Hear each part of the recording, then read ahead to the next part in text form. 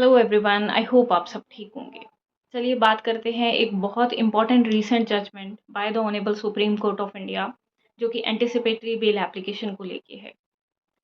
इस जजमेंट में कोर्ट ने ये क्लियर किया है कि अगर एक केस में आप ऑलरेडी कस्टडी में हैं और सब्सिक्वेंट ऑफेंस हो जाता है, तो उस ऑफेंस को लेके अगर आपको लगता है कि पुलिस आपको कभी भी अरेस्ट कर सकती है, तो आप उस ऑफेंस को लेके एंटिसिपेटरी बेल एप्लीकेशन जो है, यानी कि प्री अरेस्ट बेल एप्लीकेशन जो है, वो अपने सेशंस कोर्ट में या हाई कोर्ट में मूव कर सकते हैं।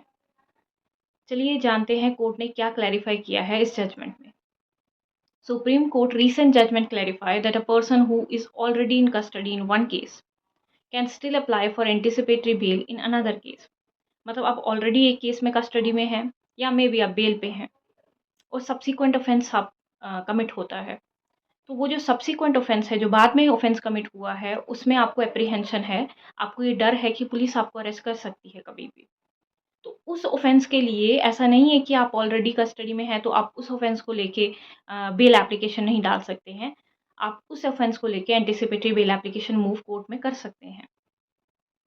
The court emphasized that being in custody for one case does not prevent an individual from seeking anticipatory bail for a separate case which they do not yet arrested, in which they do not yet arrested or taken into custody।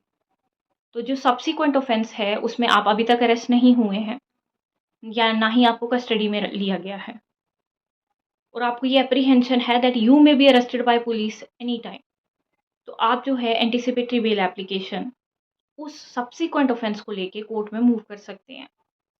अब पहले थोड़ा सा ये बता दूं कि anticipatory bail application होती क्या है।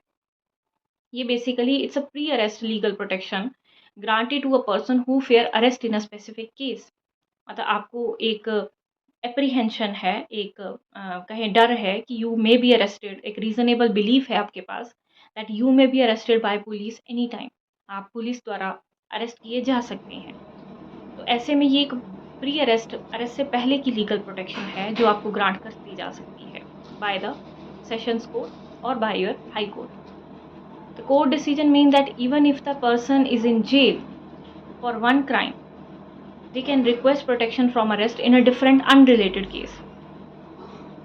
जैसे आप ऑलरेडी एक केस में जो है आप पे ट्रायल चल रहा है, मे बी आप कस्टडी में है, मे बी आप बेल पे हैं, रेगुलर बेल पे, और सब्सिक्वेंट ऑफेंस जो है जो बिल्कुल अनरिलेटेड केस है पुराने वाले केस से, उस केस में आपको अब ये अप्रीहेंशन है कि इस केस में भी मुझे अरेस्ट हो सकती है। तो इस केस में भी आप जो है एंटिसिपेटरी बेल एप्लीकेशन अपने सेशंस कोर्ट में या हाई कोर्ट में लगा सकते हैं।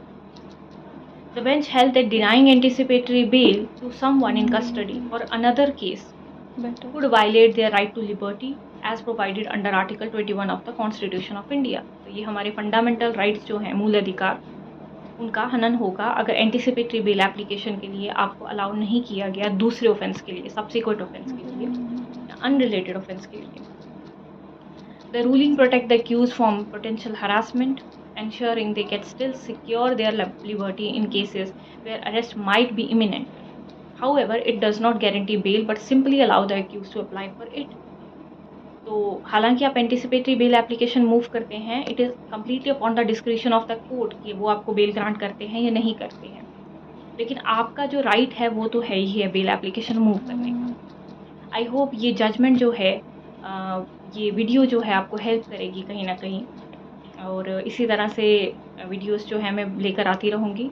इस केस का जो टाइटल है अलॉन्ग विद द साइटेशन मैं वीडियो के लिंक में डाल दूँगी। Thank you so much.